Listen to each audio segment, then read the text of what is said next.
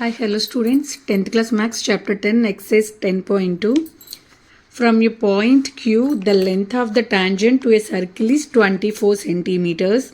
So మనం ఒక సర్కిల్ని draw చేసుకున్నప్పుడు దానికి ఒక టాంజెంట్ని డ్రా చేస్తాం. టాంజెంట్ మీన్స్ సర్కిల్ యొక్క అవుటర్ సైడ్ని టచ్ అవుతూ వెళ్ళేదాన్ని మనం టాంజెంట్ అంటాం. ఇక్కడ క్యూపీ అనేది టాంజెంట్. సో దాని యొక్క లెంత్ మనకి 24 సెంటీమీటర్స్ అని ఇచ్చారు. Distance of Q from the centre, Q నుంచి సెంటర్ అంటే దీని యొక్క రేడియస్ 25 సెంటీమీటర్స్ అని ఇచ్చారు. మనల్ని ఓపీ అనేది ఎంత ఫైండ్ అవుట్ చేయమంటున్నారు. సో మనం ఇలా తీసుకున్నప్పుడు ఒక్కసారి మీరు అబ్జర్వ్ చేస్తే క్యూపీ అనేది టాంజెంట్ అవుతుంది, అలాగే ఓపీ అనేది మనకి రేడియస్ అవుతుంది. దీన్ని ఫైండ్ అవుట్ చేయమంటున్నారు. ఓపీ అనేది మనకి క్యూపీకి పర్పెండిక్యులర్గా ఉంది. ఇక్కడ నేను గీసి చూపిస్తున్నా చూడండి. క్యూపీ అనే ఈ లైన్, ఓపీ అనే ఈ లైన్ ఇలా తీసుకుంటే ఈ రెండు అబ్జర్వ్ చేస్తే మనకి ఇది పర్పెండిక్యులర్గా ఉంది. పర్పెండిక్యులర్గా ఉంది అంటే ఇక్కడ యాంగిల్ ఏమవుతుంది, 90 డిగ్రీస్ అవుతుంది. అలాగే మనం ఇంకొక సైడ్, ఈ సైడ్ ఫైండ్ అవుట్ చేయాలి. ట్రయాంగిల్ 2 సైడ్స్ తెలుసు అంటే పైథాగరస్ థీరంని తీసుకోవాలి. సో పైథాగరస్ థీరం స్టేట్మెంట్ ప్రకారం ఏమవుతుంది, so OQ square equal to OP square plus PQ square అంటే hypotenuse square equal 2 sides angle sum of 2 sides అవుతుంది. కాబట్టి OQ square equal to OP square plus PQ square. ఇప్పుడు మనకు తెలిసిన value substitute చేసుకుంటే OQ value ఎంత అంటే 25.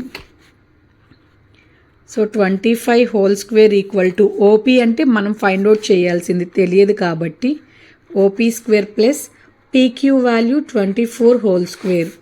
So 25 square అంటే 625 equal to OP square plus 24 whole square అంటే 24 ఇంటూ 24 మనం చేసుకుంటే 576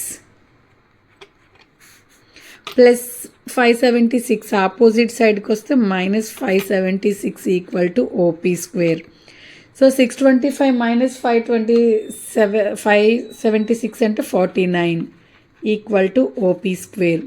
స్క్వేర్ అనేది ఆపోజిట్ సైడ్లోకి వస్తే రూట్ అవుతుంది. రూట్ 49 అంటే 7 స్క్వేర్, స్క్వేర్ రూట్ క్యాన్సిల్ అయిపోతే 7 మిగులుతుంది. సో ఓపీ వాల్యూ ఎంత వచ్చింది నాకు అంటే 7 centimetres. So option A is the right answer. ఇందులోని సెకండ్ ప్రాబ్లం, ఇన్ ఫిగర్ 10.11 ఇలా మనకు ఒక ఫిగర్ ఇచ్చారు.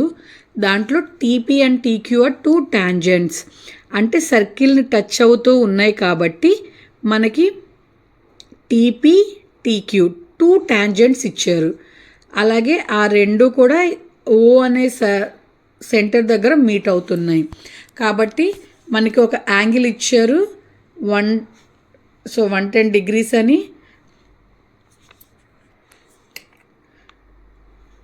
యాంగిల్ పీటీక్యూని మనల్ని ఫైండ్ అవుట్ చేయమంటున్నారు. సో ఆప్షన్స్ ఇచ్చారు. ఇందులో ఏ ఆప్షన్ అనేది కరెక్ట్ చూస్ చేసుకోవాలి.